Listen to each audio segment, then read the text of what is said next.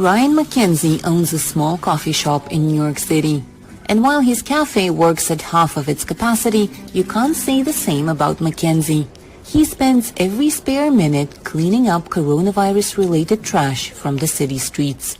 It's a disgusting habit that humans have, and unfortunately, they feel like they can just throw things on the ground, and it just bothered me.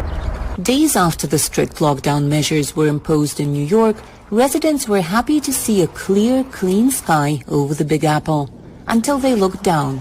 At sidewalks, store entrances, empty subways, and even flower beds, used face masks and gloves dotted the ground. We've been working really hard, frankly, to do a lot of public education and social media work to remind people we want you to be safe during the pandemic, but we want you to do it and still be conscious enough to protect the environment and protect the earth. So wear your PPE, just throw it out in the garbage. The concern by environmentalists is shared by city authorities, who are urging people to dispose of face masks and gloves properly.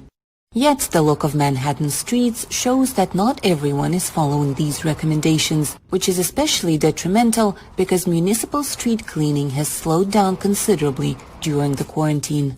They're supposed to throw it in the trash. I do. You do? I do all the time. All the time? All the time. So what? I'm a super, so that's what I do. Clean up after yourself. I should put my mask on as I'm saying that. Clean up after yourself, definitely. I have noticed a lot of masks and gloves everywhere. Spreading the coronavirus is another concern. No one knows who wore the discarded masks and gloves. Theoretically, that is possible if you were to pick one up and it, to be contaminated with SARS-CoV-2, which is the virus that causes COVID-19, and then you were to touch your mouth or your face or your eyes, and that could be a transmission mechanism. There's another problem. The plastic contained in gloves ends up on the city beaches, and what doesn't end up in the ocean killing birds and turtles will break into microplastics, further polluting the environment. The gloves, they get washed out to the ocean after it rains.